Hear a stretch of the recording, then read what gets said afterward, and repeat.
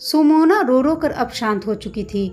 आज फिर उसके पति विक्रांत ने उस पर हाथ उठाया था और फिर धक्का देकर वह भद्दी भद्दी गालियां देता हुआ घर से बाहर चला गया था। 5 वर्षीय पिंकी और 4 वर्षीय पंकज, सुमोना के बेटे और बेटी, हिचकियों के साथ रोते हुए उससे चिपके हुए थे। तीनों के आंसू मिलकर एक हो रहे थे। अब यह सब आए दिन की बात हो गई थी। सुमोना सोच रही थी कि कौन कहेगा कि वे दोनों पढ़े लिखे संपन्न परिवार से हैं।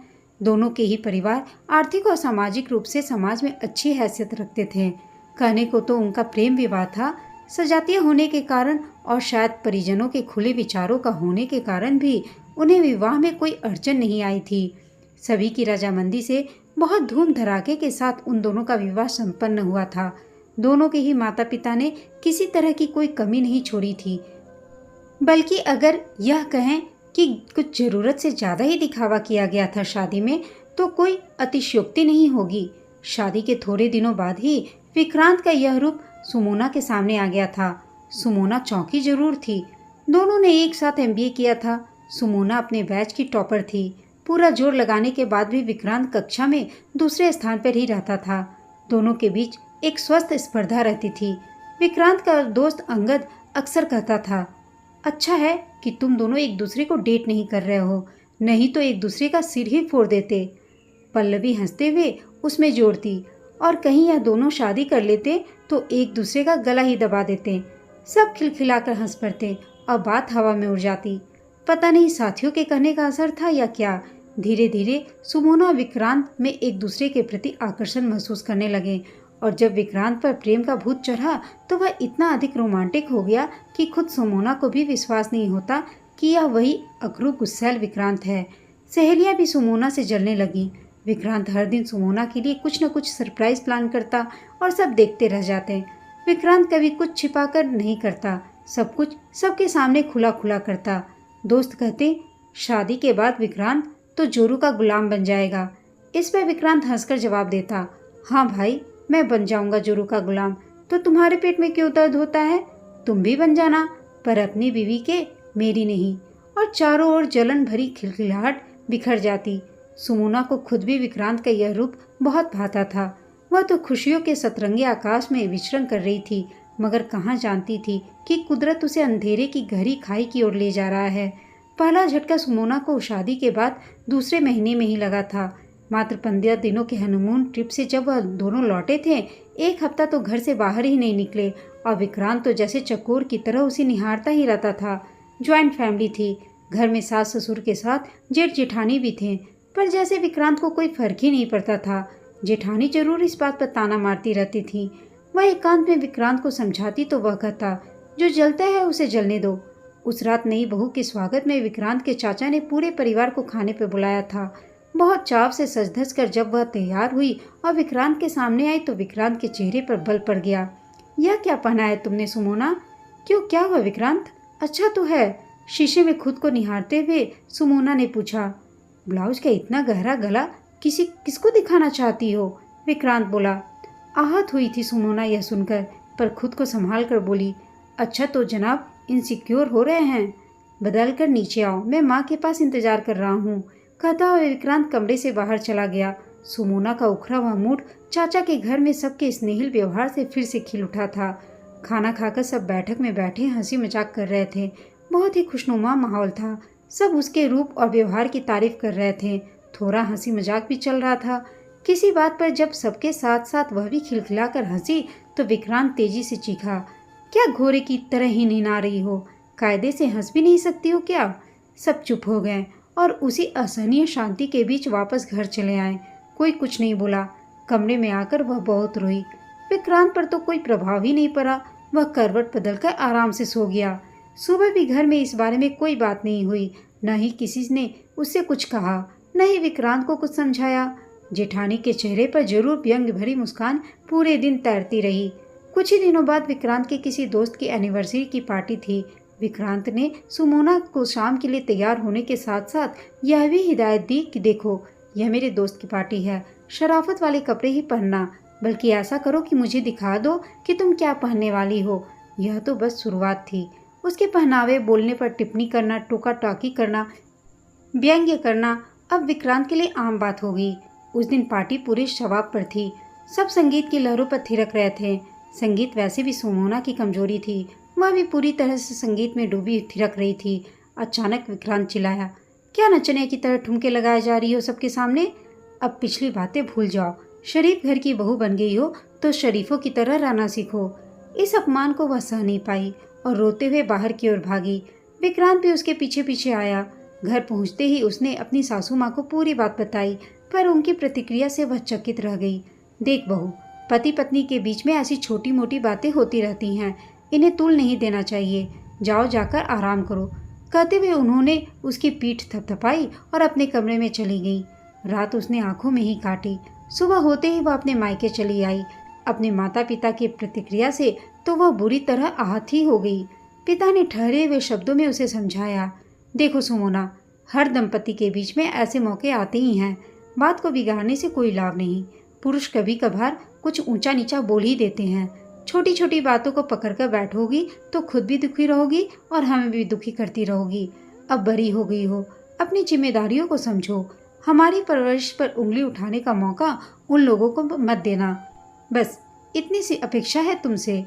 पिता तो अपनी बात कहकर अपने कमरे में चले गए। उसने आशा भरी नजरों से अपनी माँ की ओर देखा। कुछ देर शांत रहने के बाद माँ बोली, सुमोना, तुम अगर यह सारी बातें अपना मन हल्का करने के लिए कह रही हो, हमारे साथ साझा कर रही हो तो ठीक है, पर अगर तुमको लगता है कि हम लोग दामाद जी से इस बारे में कोई बात करेंगे तो ऐसा नहीं होगा। सुमोना बोली, किंतु माँ। बात बीच में काटकर माँ बोली, सुमी, हमने तुम्हें बेटे की तरह पाला है। इसका यह अर्थ बिल्कुल नहीं है कि तुम लड़का बन जाओ। लड़की हो, लड़की की तरह रहना सीखो। लड़कियों को थोड़ा दबना पड़ता है, सहना पड़ता है। गृहस्थी की गाड़ी तभी पटरी पर चलती है। पर माँ, मुझे इस तरह अपमानित करने का अधिकार विक्रांत को नहीं है। सुमी, तुमने तो खुद देखा है ना कि तुम्हारे पापा कितनी बार मुझे क्या कुछ नहीं कर देते हैं।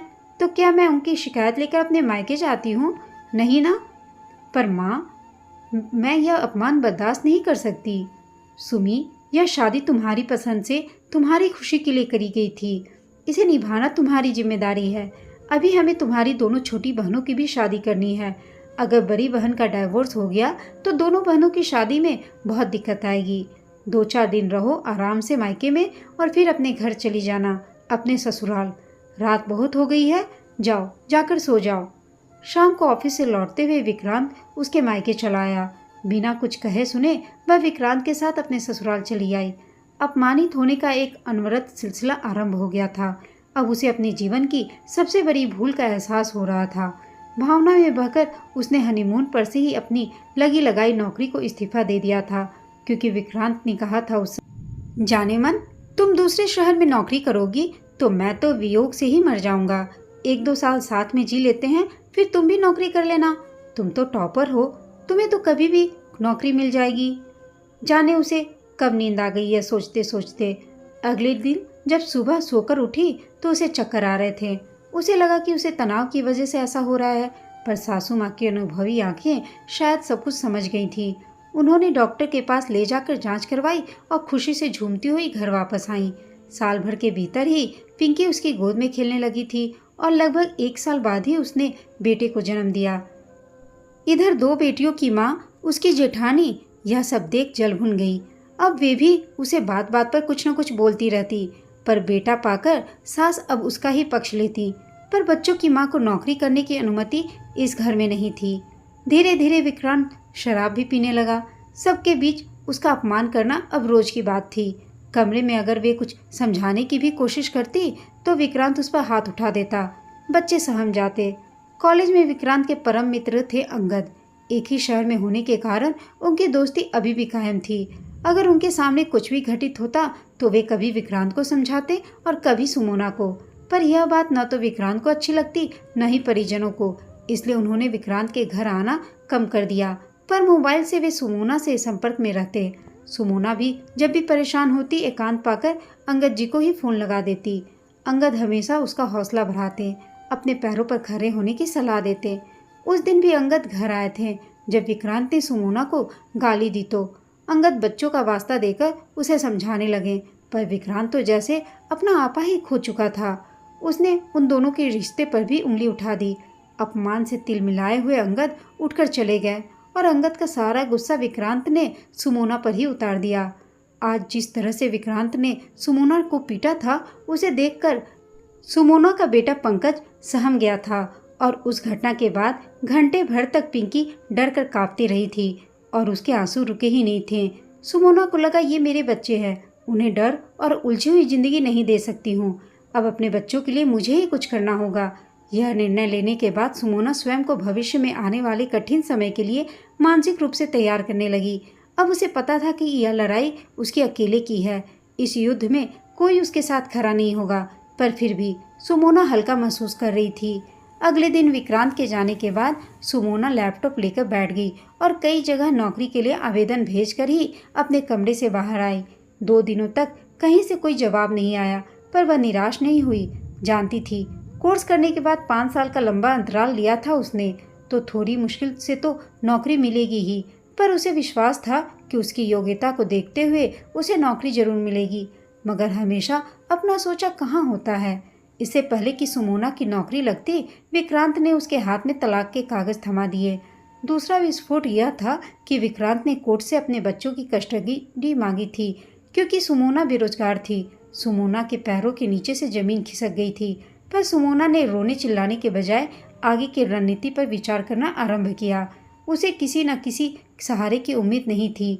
एक ही व्यक्ति था जिससे वह कोई मदद मांग सकती थी, तो उसने अंगद को फोन मिलाया।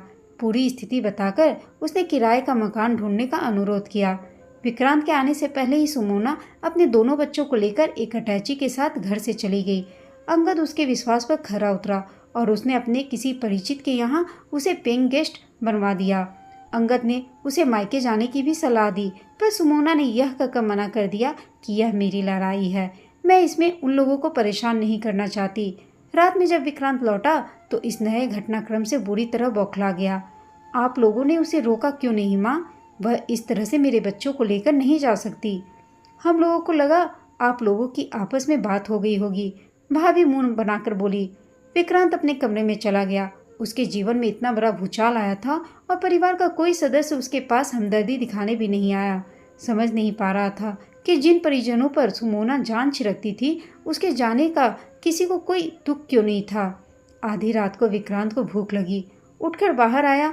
डाइनिंग टेबल पर 2 रोटी और सब्जी ढकी रखी थी, वही खाकर वापस जाकर सो गया। सुमोना अगर घर पर होती तो गरम कर मान मनोहार से सलाद अचार के साथ उसे खिलाती। अगली सुबह भी सब कुछ सामान्य ढंग से होता रहा। जब वह बाहर निकलने लगा तब माँ ने पूछा, सुमोना से कुछ बात हुई क्या? नहीं, खुद गई है तो खुद वापस आएगी, किसी को चिंता करने की जरूरत नहीं, गुस्से में विक्रांत बोला। और वह तलाकनामा? भाभी ने पूछा। उसी से उसकी अकल ठिकाने आएगी, आप देख लीजिएगा भाभी। कहता हुआ विक्रांत बाहर चला गया। समय के तो जैसे पंख होते हैं, तेजी से खिसकने लगा। दिन, महीना और फिर साल बीत गया। न सुमोना आई न उसका कोई फोन आया। विक्रांत ने भी अपनी अकड़ में उसे फोन नहीं किया था, पर इस दौरान विक्रांत ने सुमोना की कमी को शिद्दत से महसूस किया। अपनी उलझनों के कारण उसका काम में मन नहीं लगता था। प्राइवेट कंपनी उसको क्यों रखती, अतः उसे नौकरी से निकाल दिया गया। बेरोजगार देवर अब भाभी पर अब बोझ था। वही भाभी जो उसके साथ मिलकर सुमोना को ताने सुनाया करती थी, अब उसे ताने देती थी। जो अपनी पत्नी और बच्चों का नहीं हुआ, वह किसी और का कैसे होगा विक्रांत?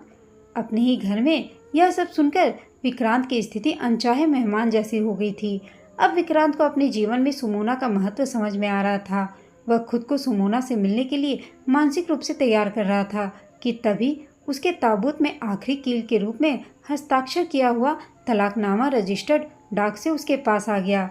साथ ही सुमोना ने कोर्ट के पास अपने बच्चों की कस्टडी का दावा भी ठोका था, क्योंकि सुमोना बेरोजगार नहीं थी, बल्कि एक बड़ी कंपनी की HR हेड थी। उसने बहुत जल्द ही कोर्ट से तलाकनामा को कबूल करवाया और साथ ही अपने बच्चों की कस्टडी खुद ले ली।